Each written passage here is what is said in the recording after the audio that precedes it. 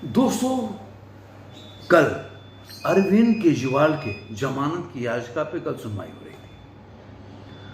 सुनवाई होने के समय ही न्यूज में ये आने लगा कि अरविंद के सुप्रीम कोर्ट ये मांग रहा है, ईडी से जवाब मांग रहा है कि 100 करोड़ का रुपये 1100 करोड़ कैसे हो गया, इलेक्शन के पहले कैसे बंद कर दिया, इनको इलेक्शन के रैली में क्यों नहीं शामिल हुए, इतना बड़ा मामला भी नहीं है, कोई टेररिस्ट नहीं, इस तरह की बातें आने लगी। लेकिन कभी आपने सोचा कि ये जो सुप्रीम कोर्ट या कोर्ट जो इतना जागरूक हो जाता है कुछ लोगों को लेकर, अपने देश के जेलों में कितने लोग बंद हैं जिनकी भी अधिकार है सुनवाई करने का, या उनका अधिकार भी है कि कोर्ट में उनका मामला जाए, सुनवाई हो, और कैसे कितने लोग निर्दोष भी साबित हो सकते हैं, या मान लीजिए उनके केस का क्लोजर रिपोर्ट मिल सकता है। लेकिन कोर्ट के पास उन लोगों के लिए समय नहीं है, उन लोगों के लिए उनके पास सॉफ्ट कॉर्नर नहीं होता। लेकिन ऐसे लोग जो हैं उनके पास सॉफ्ट कॉर्नर हुआ है। और ये मैं बात क्यों बोल रहा हूँ, जब ये बात कोर्ट बोल रहा था तब तुषार मेहता जो एडिशनल सॉलिसिटर जनरल थे, उन्होंने ये बात बोला कोर्ट में कि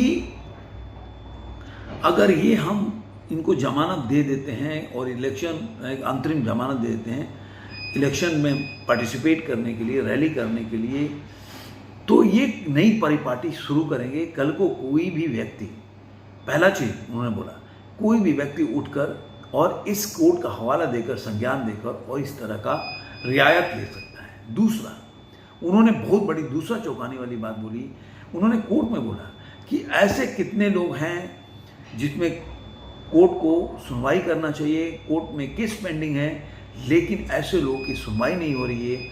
तो भारत में ऐसे कैसे व्यवस्था हो सकती है कि कुछ लोगों के लिए अलग कानून हो या व्यवस्था हो और कुछ लोगों के लिए अलग। हमारे जेलों में कई करोड़ लोग बंद हैं जिनके मामले की सुनवाई या उनको डेट नहीं मिल पाता, लेकिन अरविंद केजरीवाल ऐसे हैं कि उनको जब भी चाहते हैं डेट मिल जाता है। और ज़्यादा दूर की नहीं, अगर डिफ्रेंसिएशन देखते हैं तो आप हेमंत सोरेन और अरविंद केजरीवाल में भी देख सकते हैं, दोनों का केस वही है, सेम है। अरविंद केजरीवाल भी जेल में है और वो भी जेल में है। उन्होंने इस्तीफा दे दिया, इन्होंने इस्तीफा नहीं दिया। लेकिन कभी आपने मीडिया में, जगत में या सुप्रीम कोर्ट में इस तरह का हेमंत सोरेन को जो मौका मिलता है या फैसिलिटी मिलता है वो देखा?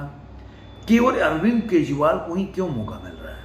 क्या वजह है कि अरविंद केजरीवाल सब कानून से ऊपर है, उसके बावजूद भी हर दिन, हर चौथे दिन उनकी कोर्ट के में उनकी केस का सुनवाई होता है और उनको डेट भी मिल जाते हैं। ऐसे लोग हेमंत सोरेन से लेकर और जितने छोटे लोग जो जेल में बंद है, उनको कोर्ट से कोई रियायत नहीं मिलती, ना उनकी कोर्ट को डेट मिलता है। उन फैमिली को जिसको सुनवाई करने का या सुनवाई के डेट पाने का अधिकार है, आखिर क्यों? ये एक ज्वलंत सवाल है जो कि उठता है। आपने देखा होगा कि आम आदमी पार्टी के कितने ही लोग को कितनी बार कोर्ट से डेट मिलता है सुनवाई करने के लिए, चाहे वो मनीष सिसोदिया हो, संजय सिंह हो या अरविंद केजरीवाल हो। लेकिन वहीं पे दूसरे पार्टी के लोग भी, अगर मान लीजिए उनके लेवल का लोग भी माने, मैं नहीं बोल रहा कि वो भी विपक्षी दल है, लेकिन उन लोगों को उस तरह से डेट नहीं मिलते जैसे अरविंद केजरीवाल को मिल जाते हैं।